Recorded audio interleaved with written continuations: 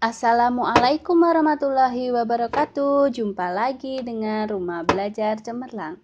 Adik-adik, kali ini kakak akan membahas mengenai relasi dan fungsi. Nah, sebelum kita memulai membahas materi ini, mari kita baca basmalah dulu ya.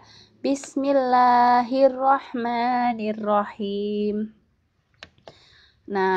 Sebelum melanjutkan menonton video ini, jangan lupa subscribe, like, komen, dan tekan tombol loncengnya. Simak videonya sampai habis ya. Terima kasih. Kalian tahu apa sih fungsi itu? Nah, coba kalian lihat gambar ini. Nah, di sini ada beberapa sandi. Nah, bagaimana cara membaca sandi? Coba perhatikan ini. Lihat kata sandi di bawah ini. Di sini ada huruf abjad A sampai Z. Nah, setiap A sampai Z ini mewakili huruf-huruf seperti ini. D, E. Untuk A itu mewakili D.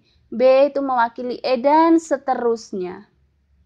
Nah, kemudian dari kata sandi di sini bisa digabungkan menjadi sebuah kata-kata. Nah, artinya di sini huruf A ditulis sebagai D, huruf B ditulis sebagai E, seterusnya seperti yang saya jelaskan tadi. Nah, setelah digabungkan, itu ternyata kata sandinya adalah kuncinya, lihat di bawah pot mawar ini. NX, N di sini apa? Oh, N di sini K. X di sini apa? X di sini U, kan sudah bunyi ku, seperti itu seterusnya. Nah, setelah memahami gambar di sini, nanti kita dapat mengetahui apa sih arti fungsi itu. Nah, di sini kan berarti setiap huruf abjad besar itu mempunyai satu pasangan. Nah, seperti ini. Jadi, kita dapat mengetahui artinya fungsi. Fungsi itu apa sih? Nah, fungsi dari himpunan A ke himpunan B itu adalah relasi yang menghubungkan setiap anggota himpunan A ke tepat satu anggota B. Jadi kalau fungsi itu harus punya kawan satu. Seperti ini. Nah, ini adalah contoh dari fungsi. Ini digambarkan sebagai diagram panah seperti ini. Nah, di sini setiap anggota A, misalkan di sini adalah anggota A dan di sini anggota B. Di sini harus punya satu anggota di B. Jadi anggota A harus punya satu anggota di B. Tidak boleh tidak punya. Ya, ini namanya fungsi. Kalau misalkan di A ini ada yang tidak punya anggota, satu saja, itu namanya relasi, bukan fungsi ya. Kita lanjut, ini contoh bukan fungsi seperti ini. Nah, di sini ini namanya adalah relasi. Jadi, anggota A itu mempunyai kawan di B. Punya kawan di B seperti ini. Nah, ini kan ada salah satu yang nggak punya. Ini bukan fungsi namanya, ini adalah relasi. Nah, tidak semua anggota himpunan A dihubungkan dengan anggota himpunan B. Seperti ini fungsi, ini bukan fungsi ya. Kita lanjut. Nah, ini ada sedikit informasi buat kalian ini. Relasi yang kita pelajari pada video sebelumnya itu adalah aturan yang menghubungkan anggota-anggota dua himpunan. Akan tetapi seperti diuraikan di atas, relasi dari himpunan A ke himpunan B itu tidak selalu berupa fungsi. Nah, relasi itu tidak memaksakan semua anggota domain dipasangkan. Nah, ini. Relasi juga tidak memaksakan bahwa banyak pasangan dari setiap unsurnya harus tunggal. Nah, relasi itu lebih luas, lebih longgar dibandingkan dengan fungsi. Karena itu, ini setiap fungsi adalah relasi. Ini perlu digarisbawahi. Setiap fungsi itu adalah relasi. Tetapi tidak setiap relasi itu merupakan fungsi. Sudah difahami? Jadi kalau setiap fungsi itu adalah relasi, tetapi tidak setiap relasi itu merupakan fungsi. Nah, kita lanjut. Ini ada contoh fungsi di sini. Dalam kehidupan sehari-hari ini pada peringatan Hari Kemerdekaan 17 Agustus misalnya, sering orang membuat pola potongan kertas yang disusun selang-seling merah putih, dan seterusnya. Orang menulisnya dengan merah putih, merah putih, merah putih. Nah, pola yang terjadi ini juga sebenarnya merupakan fungsi dari himpunan bilangan asli ke himpunan potongan kertas warna merah dan warna putih. Secara formal, barisan ini nantinya ditulis sebagai ini.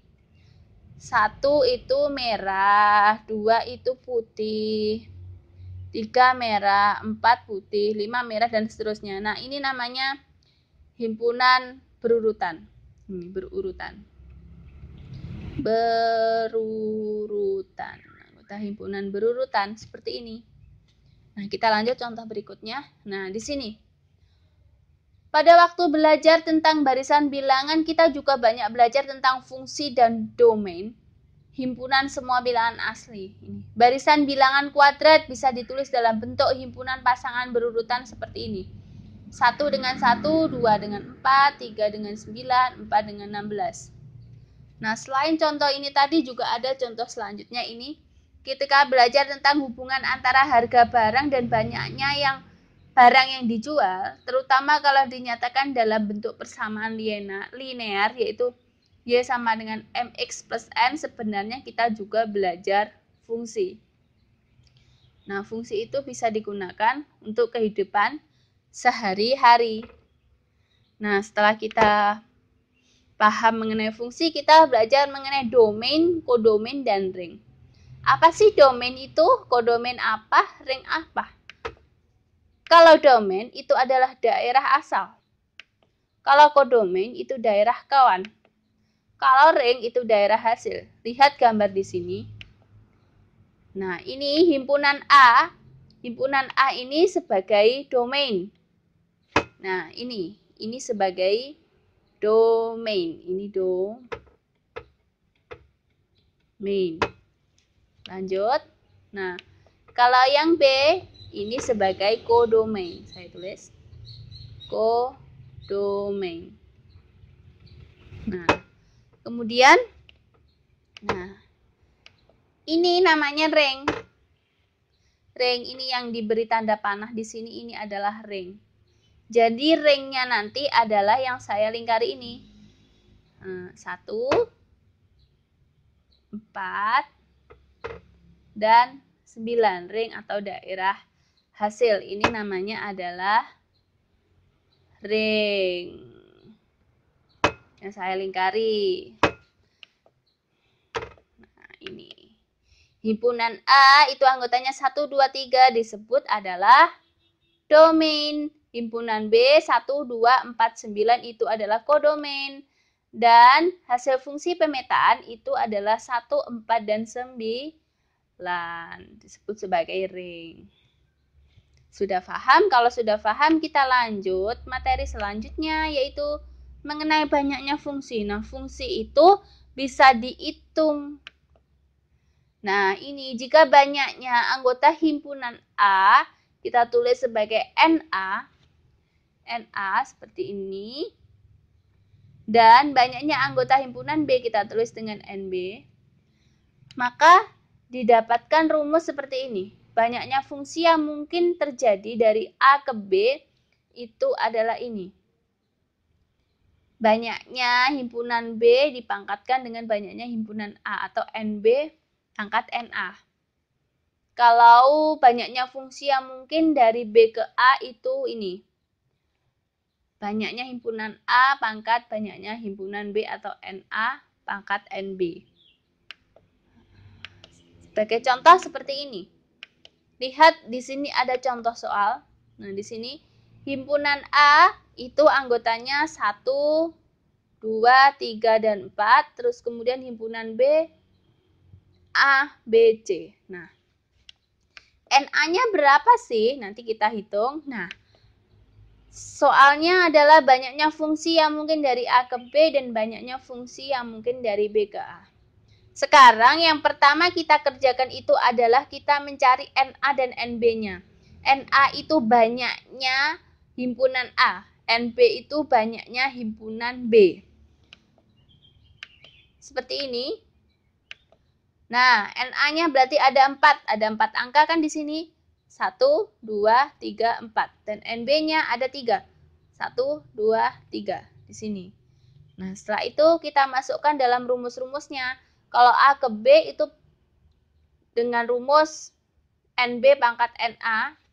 Seperti ini. NB pangkat NA.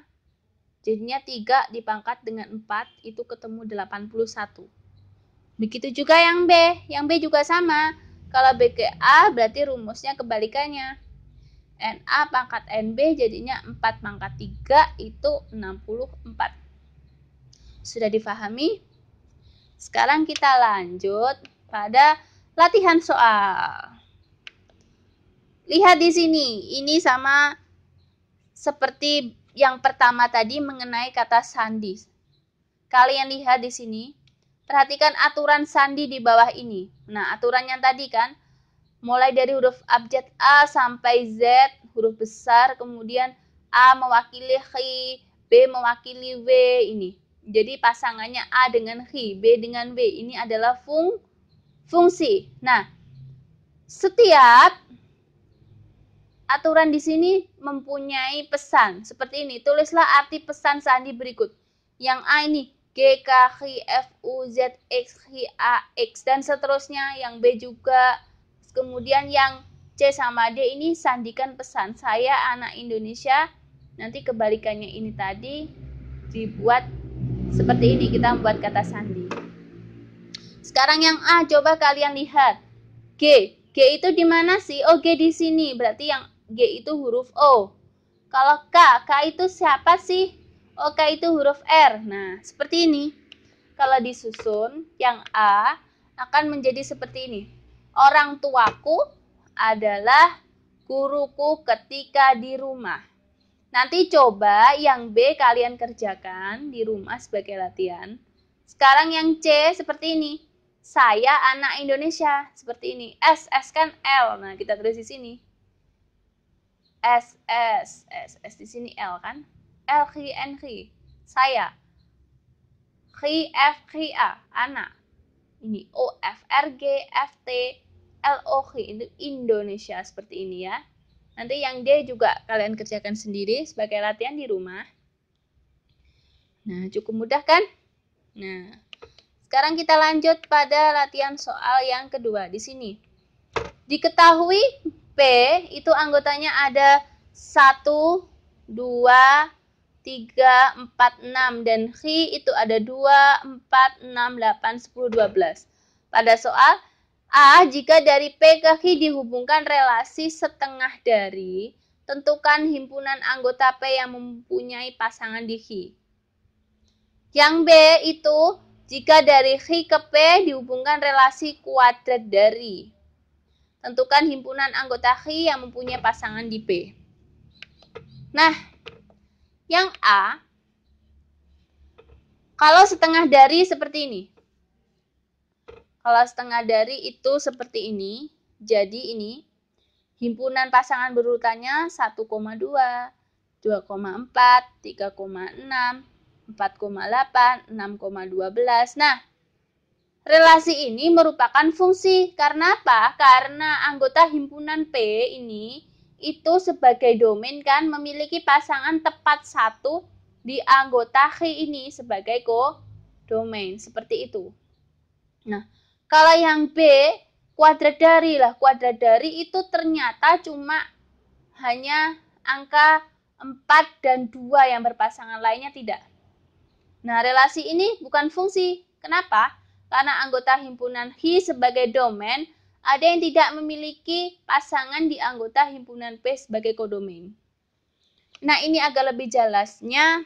saya gambarkan yang soal A ini tadi. Kenapa sih kok itu fungsi? Lihat, angkanya mulai dari 1 sampai 6. Yang himpunan Hi angkanya 2, 4, 6, 8, 10, 12. Sekarang coba kita pasang-pasangkan sesuai himpunan berurutan ini ya. 1 dengan 2, 2 dengan 4, 3 dengan 6, 4 dengan 8, 6 dengan 12. Nah, kalian lihat. Di sini, di himpunan P ini, semuanya memiliki pasangan di Hi. Sehingga ini merupakan fungsi. Coba kalian lihat yang soal B. Hi-nya 2, 4, 6, 8, 10, 12 sebagai domain. Kemudian kodomainnya yang P, yaitu 1, 2, 3, 4, 6. Yang bisa dihubungkan ternyata hanya 1, yaitu 4 dan 4 dengan 2. Ini namanya relasi, bukan fungsi. Bisa dipahami? Nah, kalau sudah kita lanjut soal berikutnya. Yang nomor 4 ini. Misalkan A itu anggotanya 3, 4, 6, 8, 9, 12, 14, 18. Dan B itu ada 1, 6, dan 9. Relasi yang didefinisikan adalah anggota A sepertiga kali anggota B. Apakah relasi dari A ke B termasuk fungsi? Ayo kita kerjakan dengan himpunan pasangan berurutan. Kira-kira kalau anggota A sepertiga kali anggota B, itu A ke B itu bagaimana? Nah, seperti ini. Ternyata bukan fungsi. Kenapa? Karena anggotanya itu hanya 3 dan 9. Nah, demikian pembahasan kali ini. Selamat belajar. Semoga sukses. Wassalamualaikum warahmatullahi wabarakatuh. Demikian pembahasan soal kali ini. Jangan lupa subscribe, like, dan nyalakan tombol loncengnya. Apabila ada pertanyaan, silahkan tinggalkan komentar di bawah ya. Terima kasih. Wassalamualaikum warahmatullahi wabarakatuh.